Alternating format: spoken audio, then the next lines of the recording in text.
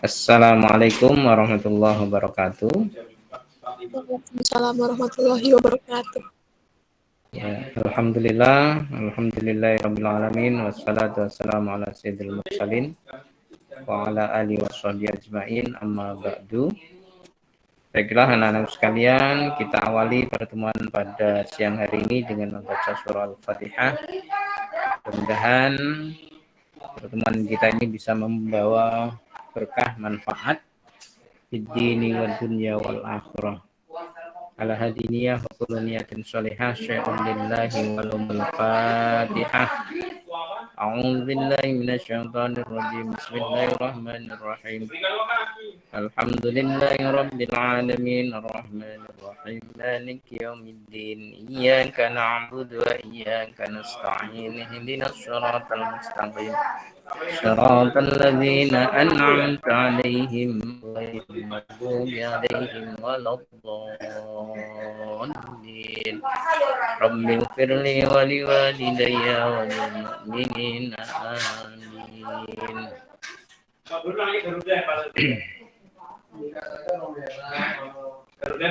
Baiklah, saya absen terlebih dahulu. 9 Bravo. Ahmad Rifanza, Adelia Fairuz, Hadir, Pak. Oke, Alia Faradila, Hadir, Pak. ya, Andra Safir, Hadir, Pak. Angga Brilian, Hadir, Pak. Artika Fernisa, Artika. Halo Artika. Enggak ada ya.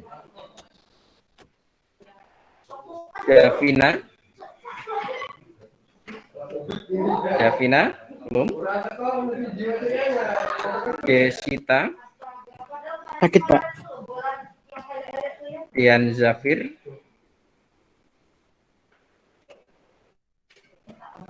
Polis mana Dian? Ya. Ega Arli. Hadir, Pak. Oke. Farid Oktaf. Hadir, Pak. Oke. Muhammad Rizky Fajar. Belum ada. Muhammad Alif Aditya. Hadir, Pak. Muhammad Afif. Hadir, Pak. Ya. Muti Ahlurma. Hadir, Pak. Nabilah Az-Zakiyah. Hadir, Pak. Naufal Aksol. Hadir, Pak. Rahma Alia. Rasya Ajian. Hadir, Pak. Sausan Salwa. Hadir, Pak. Sevila Nerindra. Hadir, Pak. Oke. Ya, semua ya. Siapa yang belum kupanggil yang baru masuk? Saya, Pak. Siapa? Pak, Ya, Dina hadir, Pak. Rizky belum ada, Rizky. Dian? Hadir, Pak. Ada ya. Terus Davina? Hadir, Pak. Hadir ya.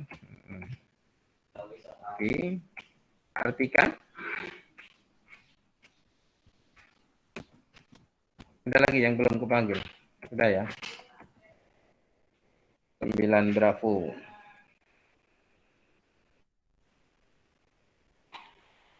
Sembilan Bravo kisi-kisi kemarin sampai mana terakhir? Ingat? Sampai nomor berapa? Ayo. Atau sudah selesai? Belum, Pak. Belum. Sampai nomor berapa? Ayo yang ingat coba. Tata krama sudah yang 31, Pak. 31 ya. Bab fikih ya yang belum ya. Oke. Kita bahas aspek fikih ya. Fikih itu terkait dengan ibadah ya. Diperhatikan yang pertama, ini terkait dengan ketentuan bersuci dari hadas besar. Sudah jelas gini ya. Nanti disajikan beberapa pernyataan terkait dengan pelaksanaan mandi wajib. Kalau hadas besar berarti terkait dengan mandi wajib, peserta dapat menentukan hal-hal yang menyebabkan mandi wajib. Nah, berarti apa soalnya? Ini bisa jadi apa penyebab mandi wajib. Maka kalian harus bisa menyebutkan apa saja penyebabnya. Ini jelas. Sampai salah ya terlalu ya. Apa sih penyebab mandi wajib? Siapa yang mau menyampaikan? Coba Andra, silakan Andra. Mengeluarkan air mani secara sengaja atau tidak. Terus? Lalu haid. Melahirkan, ya. Bersetubuh. Itu termasuk hadas besar ya. Kalian harus paham di situ bedanya hadas besar dan hadas kecil. Kalau menghilangkan hadas kecil cukup dengan berwudu. Tuh ya. Hadas kecil cukup dengan berwudu, tetapi kalau hadas besar harus mandi wajib. Ya. Tuh. Selanjutnya, mudah ini gampang aja kita lanjut. Ketentuan sholat Jumat. Ya. Disajikan ilustrasi terkait sholat Jumat, peserta didik dapat menentukan hukum pelaksanaan sholat Jumat, bagaimana ketentuan syarat sah sholat Jumat dengan benar. Ini yang disampaikan adalah hukum pelaksanaan sholat Jumat, ketentuan-ketentuan syarat sahnya sholat Jumat. Apa ya? Ya yang jelas, ketentuan syarat sah sholat Jumat, yaitu sholat Jumat dilaksanakan, sudah masuk waktu sholat duhur atau sholat pada saat sholat Jumat, sudah masuk waktunya, ketentuannya yang ya. Tentunya terkait dengan ketentuan-ketentuan syarat sah, ini yang menjadikan sahnya sholat tersebut. Syarat sah itu sebelum pelaksanaannya ya. Jadi harus dipenuhi terlebih dahulu. Sholat Jumat ini hanya diwajibkan bagi laki-laki. Ya. Hanya diwajibkan bagi laki-laki, tetapi untuk perempuan, namun untuk perempuan, boleh mengerjakannya, ya boleh mengerjakan sholat Jumat. Setelah melaksanakan sholat Jumat, maka tidak perlu melaksanakan sholat duhur. Jadi setelah seseorang itu melaksanakan sholat Jumat, ya sudah cukup, nggak perlu sholat duhur. Ketentuan yang lain diantaranya ada khutbahnya. Ya, sholat Jumat itu harus ada khutbah, 2 kali khutbah. Khutbah pertama dan khutbah kedua. Nanti bisa jadi di pertanyaan-pertanyaan itu dikembangkan oleh pembuat soalnya apa saja rukun khutbah. Nah, nanti silahkan dipelajari di kelas 7 ini. Di kelas 7.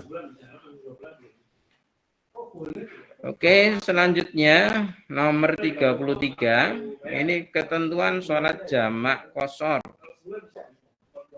Sholat jamak qashar. Sholat jamak itu apa sih, Rifanza?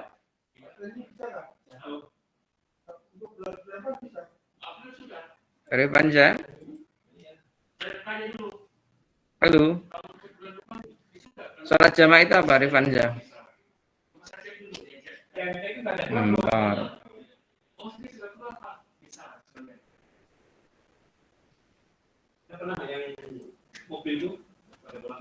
Apa?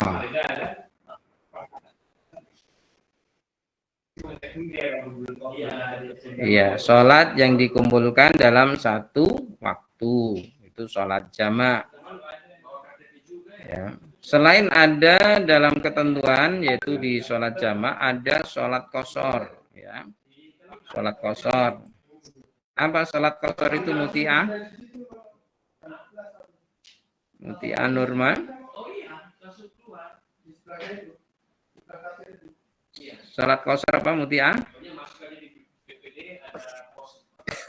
Sholat qasar tuh di sholat yang diringkas atau dikurangi jumlah rakaatnya. Iya, yang jumlah rokaatnya diringkas. Itu jumlah rokaatnya diringkas, itu namanya sholat qasar. Dan itu bisa digabung di jamak di qasar, ya. Jadi ada di jamak di qasar itu berarti dikumpulkan dalam satu waktu yang jumlah rokaatnya dikurangi. Masing-masing sholat sesuai dengan ketentuannya, ya. Sehingga jamak, sholat jamak itu ada dua. Jamak apa, Angga, Brilian? Macam-macamnya sholat jamak.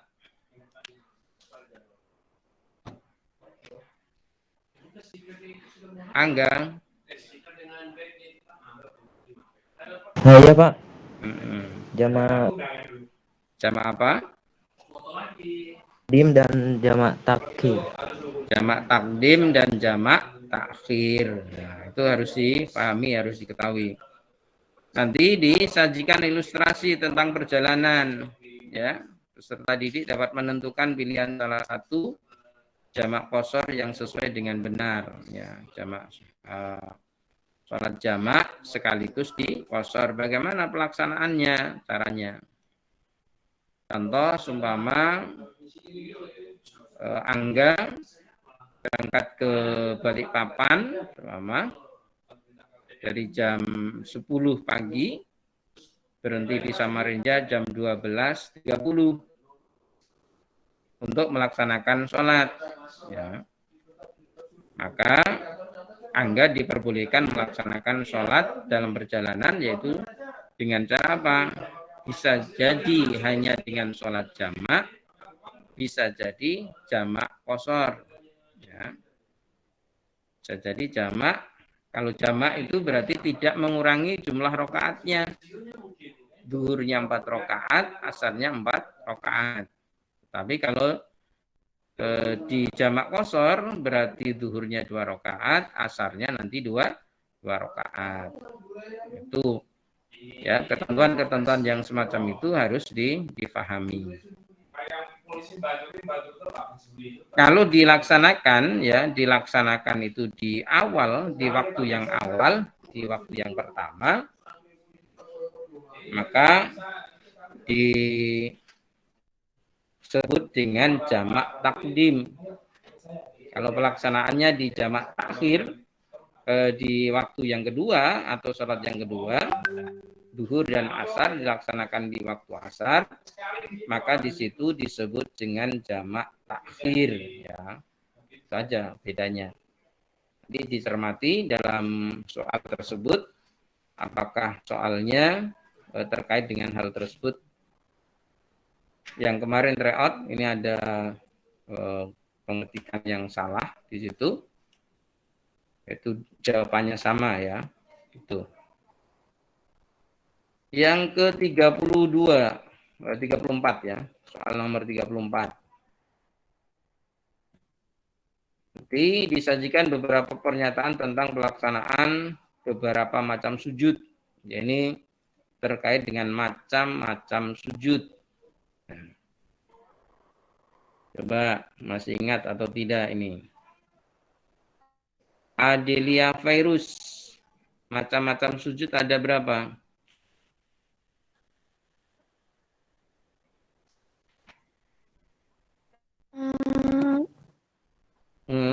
Ada berapa, Del? Ada berapa? 4. 4. Coba sebutkan. Sujud sholat. Sujud sholat. Sujud sholat yang nggak masuk di macam-macam sujud. Oh, oke. Sujud sahwi, tilawah. Terus sujud sahwi, sujud tilawah, sujud syukur. Berarti ada 3, gitu kan? Karena apa? Kalau sujud dalam sholat itu sudah masuk dalam rangkaian ibadah sholat kita, yang disebut dengan sujud syukur, itu kan. Kapan kita melaksanakan sujud syukur? Kapan kita melaksanakan sujud tilawah?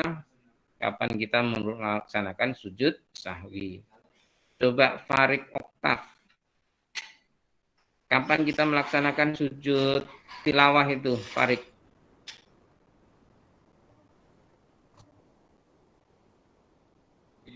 Setelah itu mendengar ayat-ayat sajadah.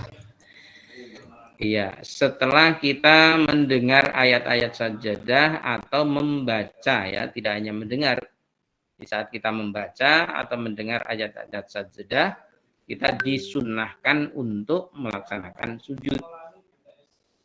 Berapa kali sujudnya, Farid? Untuk sujud tilawah?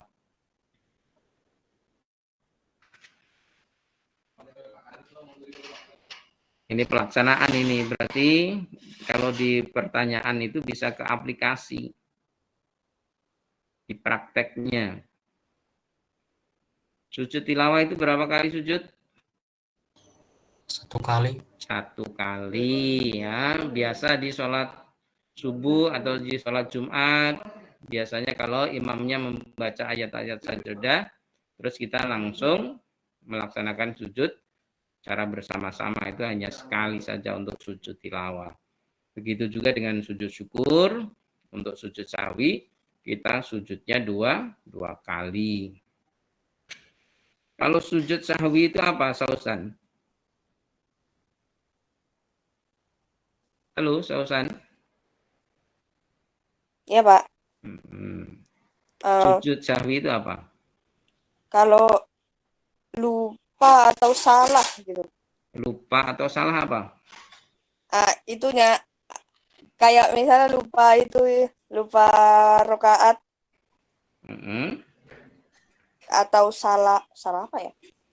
Salah apa coba? Salah. Oh, atau kayak ditambahin jadi sujudnya jadi 3 kali. Yaitu di saat kita lupa atau salah di dalam sholat kita yang terkait dengan rukun-rukun sholat. Jadi seperti tadi, lupa jumlah rakaat sholat. Ini sudah 3 atau baru 2. Nah, itu kita diharapkan untuk memilih dengan jumlah rakaat yang sedikit, ya, 2 atau 3. Kita harus milih yang 2 untuk memantapkan. Sehingga kita menambahkan jumlah rakaat yang kurang. Itu dilaksanakan kapan, Sausan? Boleh sebelum, boleh juga sesudah salam? Boleh setelah salam? Ayo. Sebelum salam. Pelaksanaan sujud sahwi itu sebelum salam. Ya. Pak, bagaimana kalau saya ingatnya setelah salam? Ya sudah, kalau ingatnya setelah salam ya selesai. Nggak ada kalian langsung sujud lagi ya, saya lupa terus Allahu Akbar terus sujud, itu nggak ada. Sujud sahwi di luar salam itu nggak ada. Jadi sujud sahwi itu di saat kita dalam sholat ternyata kita, oh ya tadi kurang rukuk saya nggak rukuk, langsung i'tidal, atau habis i'tidal langsung habis baca ayat langsung sujud, dikira i'tidal gitu kan. Ini jadi baru ingatnya sebelum salam, atau ingatnya di saat tahiyat, baca tahiyat ternyata kita mengingat, oh iya tadi belum rukuk, nggak usah kembali ke rukuk lagi, lanjutkan saja. Tetapi sebelum salam, setelah tahiyat, kita niat untuk melaksanakan sujud sahwi. Untuk sujud sahwi 2 kali sujud. Coba Rahma Alia, bacaan sujud sahwinya gimana?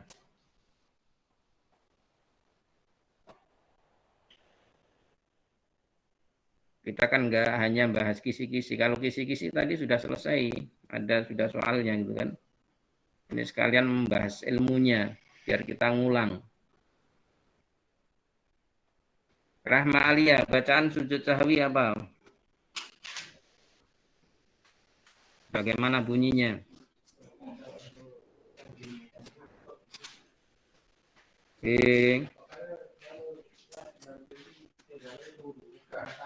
Rahma. Ya, Pak. Apa bunyinya? Subhana malayana walayasu. Ya, subhana man la yanamu wala yashu.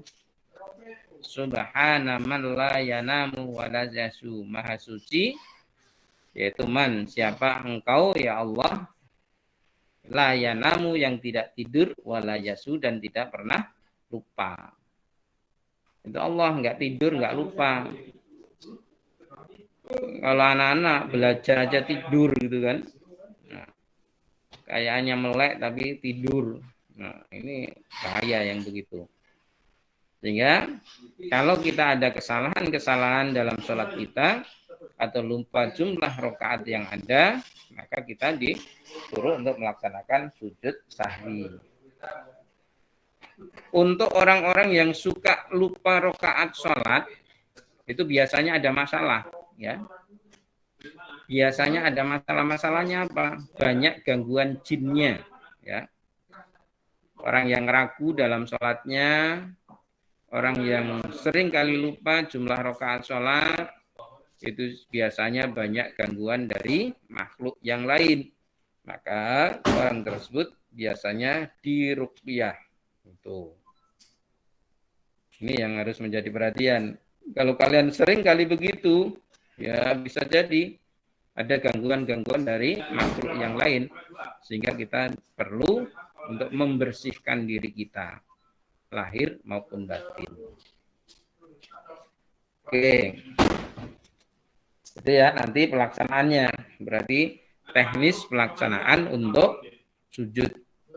Apakah yang ditanyakan nanti sujud syukurnya, atau sujud tilawahnya, atau sujud syahwi. Kalau sujud syukur itu dilaksanakan di luar sholat. Ya, sujud tilawah bisa dilaksanakan dalam sholat atau di luar sholat. Ini yang perlu diingat. Kalau sujud syahwi ya jelas sujud yang dilaksanakan berkaitan dengan sholat kita. 35. Ini sajikan beberapa pernyataan tentang karakteristik sholat sunnah. Ini membahas tentang sholat sunnah,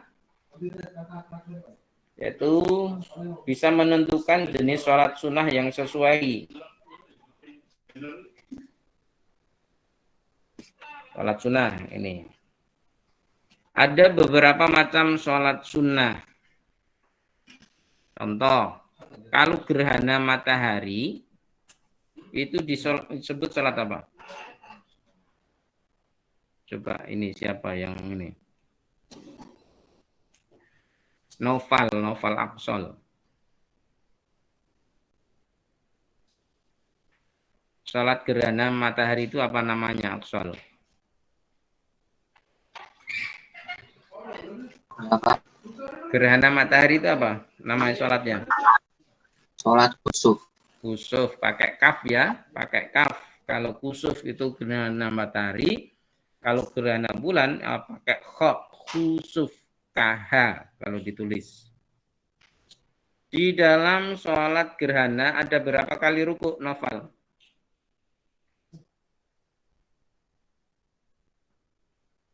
Noval Aksol, ada berapa kali ruku?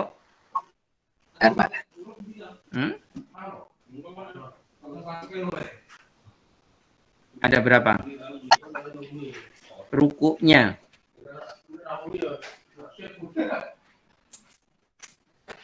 Rukuknya ada berapa, Aksol? Dalam sholat sunnah gerhana?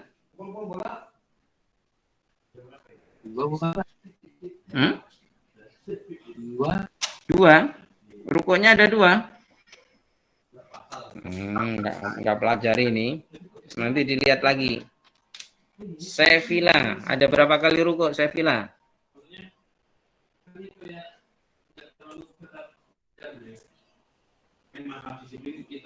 4, Pak. 4 ya. 4 kali ruku, yaitu dalam satu rakaat ada 2 kali ruku. Betul. Ya, Sefila. Selanjutnya sholat istisqa itu apa, Sefila? Minta hujan kayak. Minta hujan, betul. Kalau minta hujan itu namanya sholat istisqa di saat terjadi kemarau panjang. Kalau sholat idain, Davina, itu sholat apa?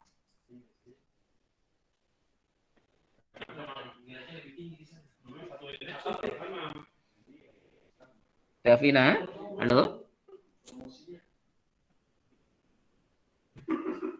Davina? Mana ini Davina ini?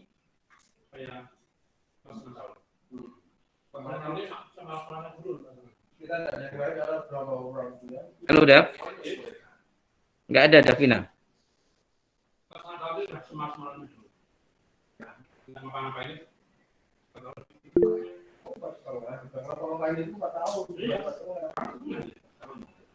Davina nggak ada ya? Alif? Iya, Pak. Oke.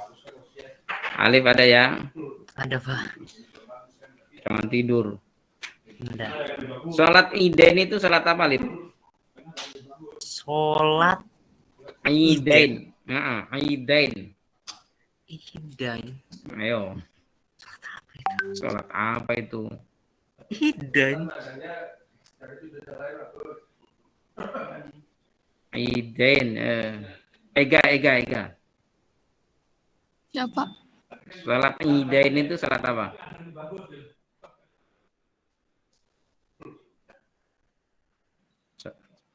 Itu Pak, sholat Idul Kak. Fitri Idul Adha gitu kan Pak? Iya, sholat idain itu sholat Idul Fitri dan Idul Adha. Sholat Idul Fitri dan sholat Idul Adha. Yaitu perbedaannya pelaksanaan sholat idain, sholat Idul Fitri maupun Idul Adha dengan sholat yang lain, yaitu pada rakaat pertama, yaitu setelah takbiratul ihram, ditambah dengan berapa kali takbir? Nabila? Halo Nabila? Nabila Az-Zakiyah? Iya Pak. Iya. Sholat Idul Fitri rakaat pertama berapa kali takbir? 7 kali. 7 kali. Rakaat kedua? Rakaat kedua 5 kali. 5 kali, diingat itu ya. Jadi ini pelaksanaan sholat sunnah, ya, sholat sunnah yang harus dilaksanakan oleh umat Islam, di mana ada sholat istisqa, ada sholat Idul Fitri, Idul Adha, ada sholat tahajud, ada istikharah. Kalau istikharah itu sholat apa? Tahu nggak istikharah?